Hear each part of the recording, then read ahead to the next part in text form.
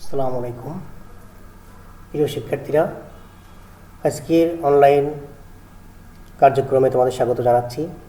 আমি বিএম মিজানুর রহমান, সহকারী শিক্ষক বিজ্ঞান, কেডিআরকে মাধ্যমিক বিদ্যালয়।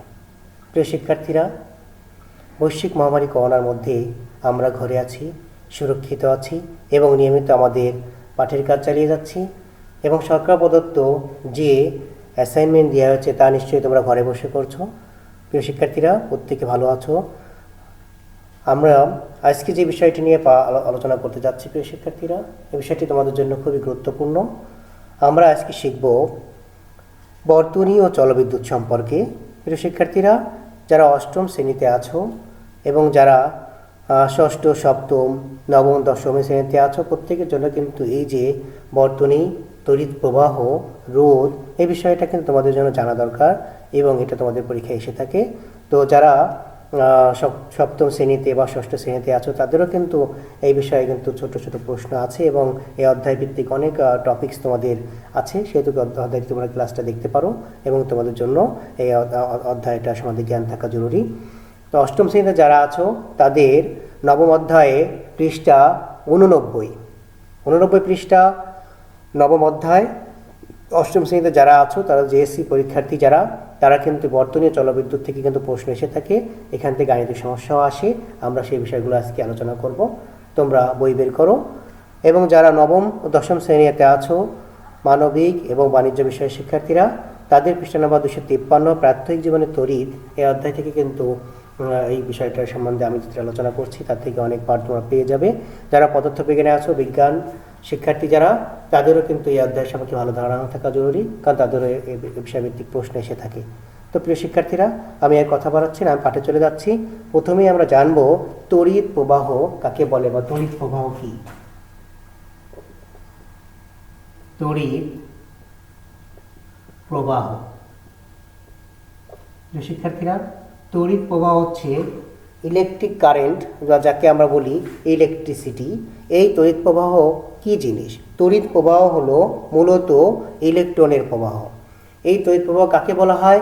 কোনো পরিবাহীর যে কোনো প্রস্থচ্ছেদের মধ্য দিয়ে একক সময়ে যে পরিমাণ আধান প্রবাহিত হয় তাকে তড়িৎ প্রবাহ বলে। প্রিয় শিক্ষার্থীরা, আমরা এটা লিখে নিই। কোনো পরিবাহীর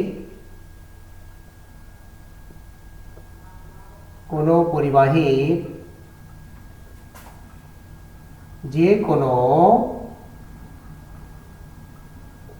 প্রস্থচ্ছেদের মধ্য দিয়ে একক সময়ে যে পরিমাণ আধান প্রবাহিত হয় তাকে তড়িৎ প্রবাহ বা ইলেকট্রিসিটি বলে। যদি কোনো পরিবাহীর মধ্য দিয়ে টি সময়ে কিউ পরিমাণ আধান প্রবাহিত হয় তাহলে তার তড়িৎ প্রবাহকে আই ইকুয়াল টু আমরা লিখতে পারি কিউ বাই টি। তা প্রিয় শিক্ষার্থীরা, আমরা কি সংজ্ঞাটা দিয়েছি? কোনো পরিবাহীর যে কোনো প্রস্থচ্ছেদের মধ্য দিয়ে যদি একক সময়ে যে পরিমাণ আধান প্রবাহিত হয় তাকে বলা হচ্ছে তড়িৎ প্রবাহ বা ইলেকট্রিসিটি, অর্থাৎ আমরা বলেছি I equal to Q by T. এখানে আই হচ্ছে তড়িৎ প্রবাহ, কি হচ্ছে আধান এবং টি হচ্ছে সময়, অর্থাৎ তড়িৎ প্রবাহ ইকুয়াল টু আমরা পাচ্ছি যে আধান বাই সময়। তাহলে আধান বাই সময় কিন্তু পাচ্ছ তুমি তড়িৎ প্রবাহ। এই তড়িৎ প্রবাহ যে যন্ত্রের সাহায্যে মাপা হয় সেই যন্ত্রের নাম হচ্ছে অ্যামিটার। এই যন্ত্রের নাম হচ্ছে অ্যামিটার এবং এই তড়িৎ প্রবাহের যে একক, সেই এককটা হচ্ছে অ্যাম্পিয়ার।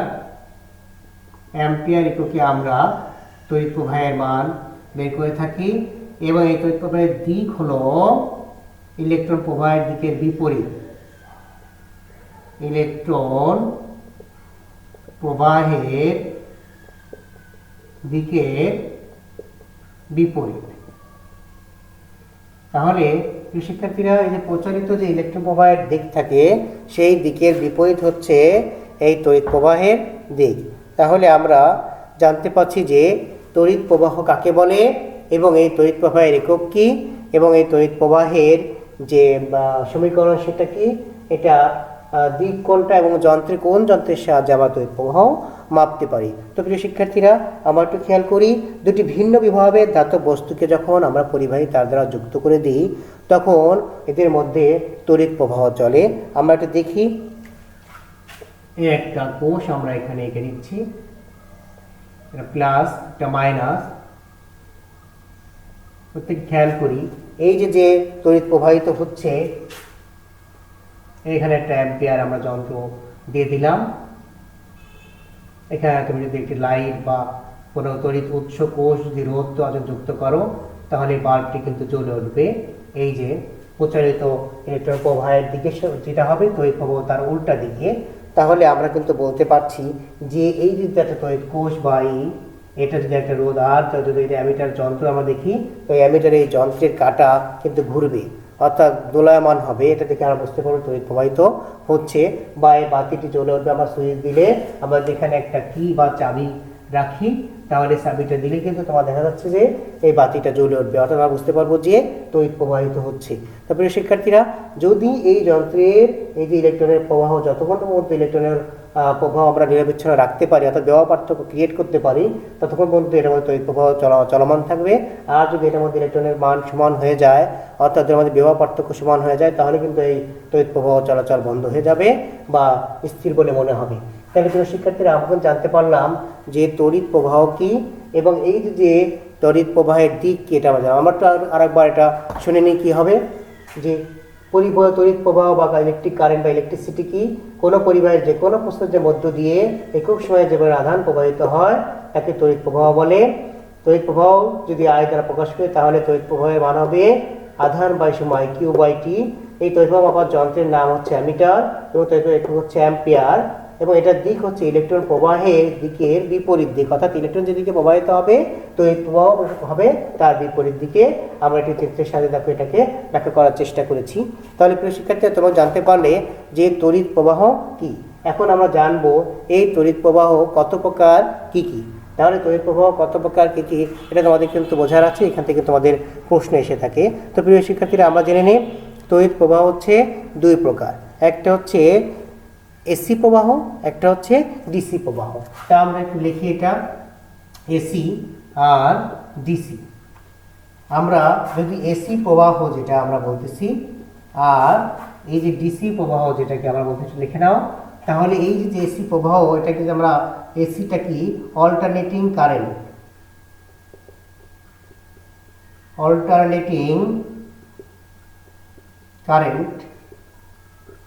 আর ডিসি হচ্ছে ডাইরেক্ট কারেন্ট। প্রিয় শিক্ষার্থীরা, এসি এবং ডিসি প্রবাহের মধ্যে যদি আমরা পার্থক্য করার চেষ্টা করি তাহলে এসি প্রবাহ হচ্ছে অল্টারনেটিং কারেন্ট আর ডিসি প্রবাহ হচ্ছে ডাইরেক্ট কারেন্ট। তাহলে এসি প্রবাহ কাকে বলে? তড়িৎ প্রবাহ নির্দিষ্ট সময় পর পর যদি দিক পরিবর্তন করে, তড়িৎ প্রবাহের নির্দিষ্ট সময় পর পর দিক পরিবর্তন করলে তাকে এসি প্রবাহ বলে। অর্থাৎ নির্দিষ্ট সময় পর পর যদি তড়িৎ প্রবাহের দিক পরিবর্তন করা হয়, অর্থাৎ যদি একদিকে প্রবাহিত না হয়, তাকে বলা হচ্ছে অল্টারনেটিং কারেন্ট বা এসি প্রবাহ। আর ডিসি প্রবাহের মান আমরা কি বলতে পারি, যে এটা হচ্ছে সর্বদা যদি একই দিকে তড়িৎ প্রবাহিত হয়, তড়িৎ প্রবাহ সবসময় যদি একই দিকে ঘটে, যে তড়িৎ প্রবাহ সর্বদা একই দিকে ঘটে তাকে ডিসি প্রবাহ বলে। তাহলে প্রিয় শিক্ষার্থীরা, আমরা জানতে পারছি যে তড়িৎ প্রবাহ সর্বদা একই দিকে ঘটে তাকে ডিসি তড়িৎ প্রবাহ বলে, আর যে তড়িৎ প্রবাহ দিক পরিবর্তন করে তাকে বলা হচ্ছে এসি তড়িৎ প্রবাহ। তাহলে এসি তড়িৎ প্রবাহ আর ডিসি তড়িৎ প্রবাহ তোমরা কিন্তু জানতে পারলে। এখন এই যে এসি তড়িৎ প্রবাহ এবং ডিসি তড়িৎ প্রবাহ, এই ডিসি তড়িৎ প্রবাহ হচ্ছে ব্যয়বহুল, হ্যাঁ ব্যয়বহুল, এটা হচ্ছে ব্যয়বহুল, আর এটা হচ্ছে এসি তড়িৎ প্রবাহ হচ্ছে সহজ এবং সাশ্রয়ী। তাহলে তুমি জানতে পারলে যে এসি তড়িৎ প্রবাহ হচ্ছে কি বলতো, এসি তড়িৎ প্রবাহ হচ্ছে সহজ এবং সাশ্রয়ী, এসি তড়িৎ প্রবাহ হচ্ছে সহজ সাশ্রয়ী, আর এটা হচ্ছে ব্যয়বহুল। ডিসি তড়িৎ প্রবাহ হচ্ছে ব্যয়বহুল। তাহলে তড়িৎ প্রবাহ একই দিকে ঘটলে, ডাইরেক্ট কারেন্ট যেটাকে আমরা বলি, একই দিকে যদি ঘটে তাহলে সেটা হচ্ছে ডিসি তড়িৎ প্রবাহ।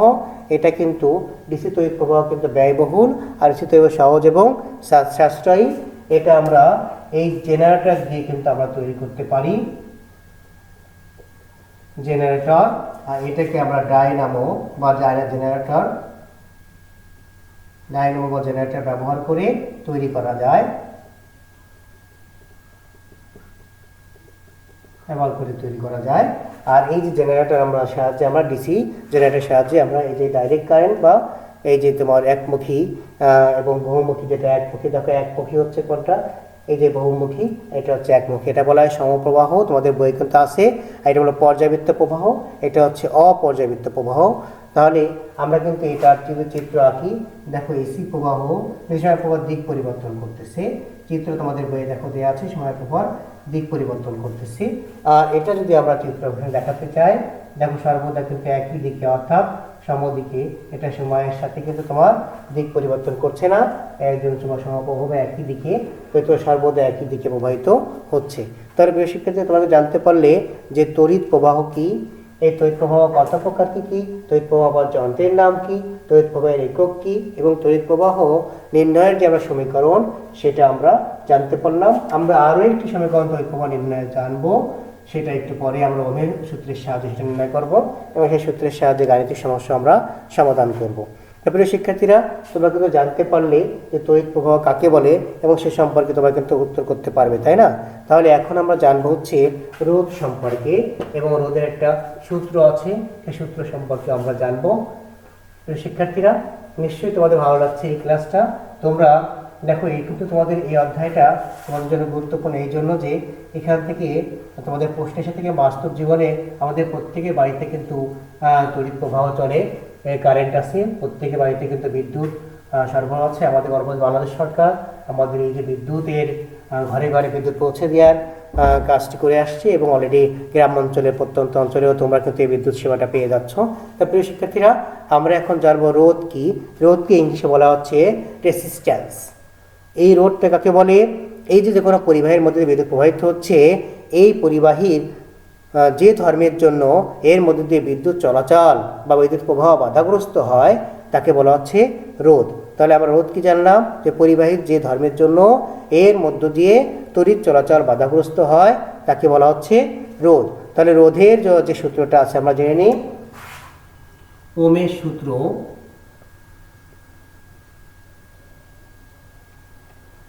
শিক্ষার্থীরা, ওহমের সূত্রটা যদি আমরা জানতে চাই তাহলে আমাদের জানতে হবে এই ওহমটা কে ছিলেন। বিজ্ঞানী জর্জ সাইমন ওহম, এই যে জর্জ সাইমন ওহম, উনি এই যে ওহমের সূত্রটি প্রদান করেছেন, দুটা পরিবাহীর রোধ কী কী বিষয়ের উপর নির্ভর করে তার ভিত্তিতে তিনি সূত্রটি প্রদান করেছেন। দুইটি পরিবাহীর রোধ এর মধ্যকার বিভব পার্থক্যের উপর নির্ভর করে, তড়িৎ প্রবাহের উপর নির্ভর করে, এই দুটি পরিবাহীর আকৃতি, আকার এবং ওই পরিবাহীর তাপমাত্রার উপর নির্ভর করে। তাহলে আমরা জানতে পারলাম বিভব পার্থক্য, ওই পরিবাহীর আকার আকৃতি, তাপমাত্রা, তাই না, এটার উপর নির্ভর করে। তাহলে এই ওহমের সূত্রটা ওহম কি বলেছে দেখো, এই যদি একটা পরিবাহী আমরা এখানে চিন্তা করি, যে এই যে এবি একটা পরিবাহী আমরা যদি চিন্তা করি, তাহলে এই এবি পরিবাহীর বিভব পার্থক্য, এ প্রান্তের বিভব ভি এ, বি প্রান্তের বিভব ভিবি, তাই না। আর এটার মধ্যে তড়িৎ প্রবাহ যদি আই হয় এবং এটার মধ্যে যদি রোধ আর হয়, তাই না, তাহলে এই পরিবাহীর যে সূত্র, ওহমের সূত্রটা উনি কি, জর্জ সাইমন ওহম কি বলেছেন আমরা জেনে নিই, যে কোনো তাপমাত্রা স্থির থাকলে কোনো নির্দিষ্ট পরিবাহীর তাপমাত্রা স্থির থাকলে কোনো নির্দিষ্ট পরিবাহীর মধ্য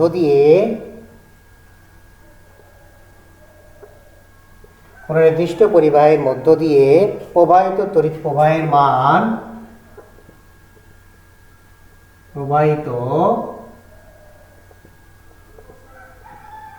প্রবাহের মান পরিবাহীর দুই প্রান্তের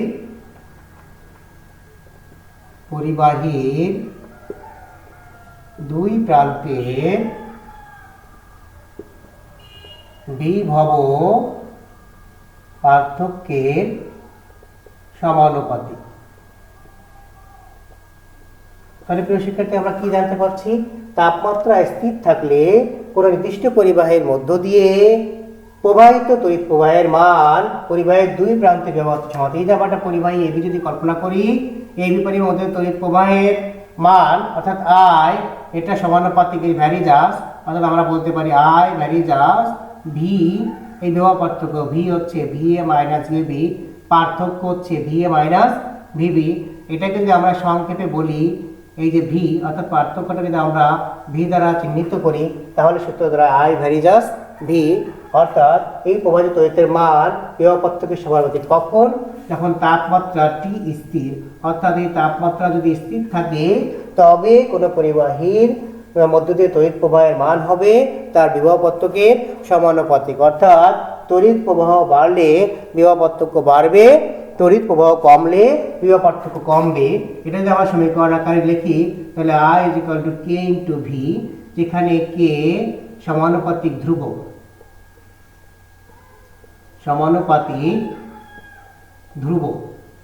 তাহলে প্রিয় শিক্ষার্থী, আমরা জানি K সমানুপাতিক ধ্রুবক, যেটাকে আমরা 1/r বা এই যে সূত্র আকারে 1/r আকারে বা ধ্রুবক একটা রাশি রোধ আকারে প্রকাশ করতে পারি।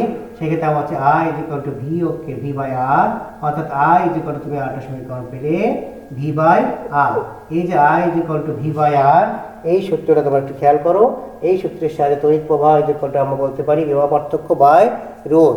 এই সূত্রের সাহায্যে তোমাদের কিন্তু গাণিতিক সমস্যা এসে থাকে, যদি কোনো পরিবাহীর রোধ দেয়া থাকে, বিভব পার্থক্য দেয়া থাকে, সেই পরিবাহীর তড়িৎ প্রবাহের মান আমরা কিন্তু এই সূত্র বসিয়ে নির্ণয় করতে পারি। তো প্রিয় শিক্ষার্থীরা, দেখে না, এটা কিন্তু খুব সহজে কিন্তু আমরা এই সূত্র প্রয়োগ করে কিন্তু বের করতে পারি। যদি আর বের করতে বলে আমরা IV মান বসিয়ে ক্ষেত্রে যদি ভি বের করতে পারি আমরা I এবং R এর মান বসিয়ে কিন্তু নির্ণয় করতে পারি। তাহলে প্রিয় শিক্ষার্থী, দেখো, এটা হচ্ছে ওহমের সূত্রের গাণিতিক ব্যাখ্যা, এবং এটা যদি তুমি একটা রৈখিক রূপ দেওয়ার চেষ্টা করো, তাহলে দেখো তোমাদের বইয়ে কিন্তু এটা আছে। আমরা যদি এটাকে এক্স ও ওয়াই অক্ষ হিসেবে চিহ্নিত করি এবং যদি তড়িৎ প্রবাহ ভার্সেস ভোল্ট, বিভব পার্থক্য ভি এবং তড়িৎ প্রবাহ আই দিই, এটা একটা সমানুপাতিক বলে এই যে যতটুকু বিভব হতে পারে ততটুকু তড়িৎ প্রবাহ বাড়বে। আমরা একটা সরল রেখা পাবো, ঊর্ধ্বমুখী সরল রেখা। আমরা বিভব পার্থক্যের এগেনস্টে যদি আমরা তড়িৎ প্রবাহ আই দিই, তাহলে এরকম একটা চিত্র পাবো। এটা হচ্ছে ওহমের সূত্রের লেখচিত্র। তাহলে প্রিয় শিক্ষার্থী, তোমরা ওহমের সূত্রটা কি বা রোধের সূত্রটা কি জানতে পারলে? আমরা এখন যেটা জানবো সেটা হচ্ছে এই যে তড়িৎ বর্তনী সম্পর্কে আমরা এখন জানবো। তাহলে প্রিয় শিক্ষার্থীরা, নিশ্চয়ই ওহমের সূত্রটা তোমরা বুঝতে পারলে। এই সূত্র কিন্তু তোমাদের পরীক্ষা এসে থাকে এবং এর থেকে কিন্তু গাণিতিক সমস্যা এই যে সূত্র ব্যবহার করে অঙ্কগুলো তোমরা কিন্তু করতে পারছো, তাই না? এই যে আমরা জানি I = V/r, এই সূত্র থেকে কিন্তু তোমাদের গাণিতিক সমস্যা এখানে আসে। তাহলে আমরা এটা জানবো। এখন আমরা জানছি তড়িৎ বর্তনী সম্পর্কে। তড়িৎ বর্তনী, এটাকে বলা হচ্ছে ইলেকট্রিক সার্কিট। তড়িৎ বর্তনী যাকে বলা হচ্ছে ইলেকট্রিক সার্কিট। তাহলে প্রিয় শিক্ষার্থীরা, তড়িৎ বর্তনী কি আমরা একটু লিখি। মানুষের চলার জন্য যেমন পথের প্রয়োজন আছে, তেমনি তোমরা নিশ্চয়ই বুঝতে পারছো যে বিদ্যুৎ প্রবাহ চলার জন্য কিন্তু পথের প্রয়োজন। তড়িৎ প্রবাহ চলার এই সম্পূর্ণ পথকে বলা হচ্ছে তড়িৎ বর্তনী। তাহলে আমরা বলতে পারছি কি যে তড়িৎ প্রবাহ চলার পথটাই হচ্ছে তড়িৎ বর্তনী। তাহলে তড়িৎ বর্তনী যদি আমরা বন্ধ রাখি, অর্থাৎ বর্তনী যদি আমরা বন্ধ রাখি, তাহলে কিন্তু তড়িৎ প্রবাহিত হবে। আর বর্তনী যদি খুলে রাখি, তাহলে তড়িৎ প্রবাহিত হবে না। অর্থাৎ সুইচ আমরা যে অন করতেছি বা অফ করতেছি, অন করা হচ্ছে মানে বন্ধ করা। বর্তনী তুমি যখন অন করতে বন্ধ করতে তড়িৎ প্রবাহিত হচ্ছে, আর যদি খুলে রাখো এটা তাহলে তড়িৎ প্রবাহিত হবে না। অর্থাৎ তুমি যদি ওই সুইচটাকে অন করো তবে কিন্তু তড়িৎ প্রবাহিত হচ্ছে, আর যখন অফ করে দিচ্ছ তখন তড়িৎ প্রবাহিত হবে না। তাহলে এই যে বর্তনী, এই বর্তনীকে আবার দুইটা ভাবে বর্তনী উপকরণসমূহ সরঞ্জামকে যুক্ত করা যায়। একটা হচ্ছে শ্রেণী বর্তনী, একটা হচ্ছে সমান্তরাল বর্তনী। তাহলে আমি শুরুতে আলোচনা করছি শ্রেণী বর্তনী সম্পর্কে। শ্রেণী বর্তনী, আরটা হচ্ছে সমান্তরাল বর্তনী। তাহলে প্রিয় শিক্ষার্থীরা, তোমরা জানতে পারছো শ্রেণী বর্তনী এবং সমান্তরাল। শ্রেণী বর্তনীকে ইংলিশে বলা হচ্ছে সিরিজ, আর সমান্তরাল বর্তনীকে ইংলিশে বলা হয় প্যারালাল। তোমরা জানো প্যারালাল বর্তনী হচ্ছে সার্কিট। তাহলে সিরিজ সার্কিট আর হচ্ছে সমান্তরাল বা প্যারালাল সার্কিট। প্রথমে আমরা বলবো যে এটা কাকে বলে, তাই না? এই সমান্তরাল বর্তনী কাকে বলে এবং সিরিজ বর্তনী কাকে বলে?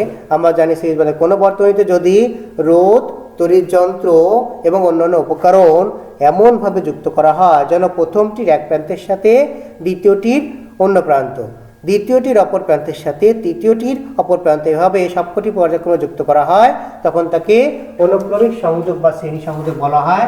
আমরা দেখি এই একটা রোধ আমরা দিলাম আর, এই একটা রোধ আমরা দিলাম R1 এবং R2, দুটো রোধ আমরা একটির এক প্রান্তের সাথে অন্যটির এক প্রান্ত যুক্ত করলাম। আমরা একটু প্রত্যেকে দেখি, এই যে একটির এক প্রান্তের সাথে অন্যটির এক প্রান্ত আমরা যুক্ত করছি, তাই না?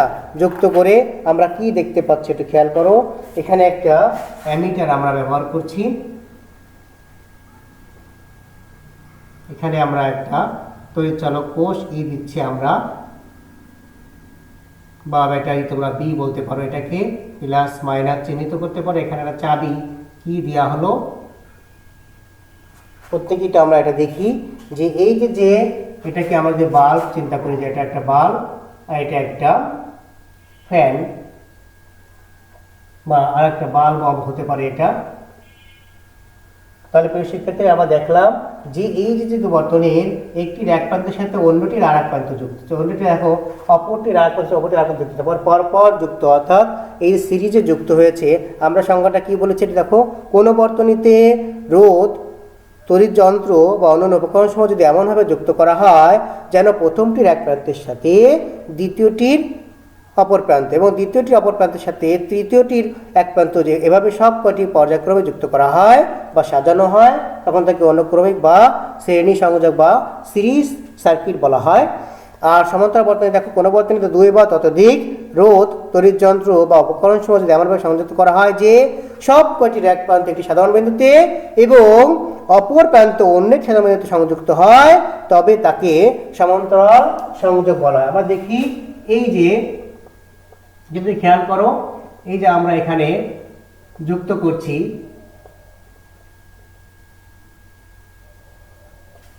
সব কটির এক প্রান্ত একটি সাধারণ বিন্দুতে আমরা যুক্ত করি এবং অন্য প্রান্ত সাধারণ যুক্ত যদি আমরা করি, দেখো তাহলে এই যে এক প্রান্ত এখানে এক প্রান্ত যুক্ত করলাম।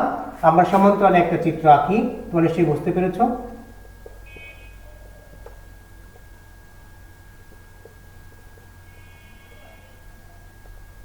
একটা ভোল্ট মিটার আমরা এখানে যুক্ত করেছি।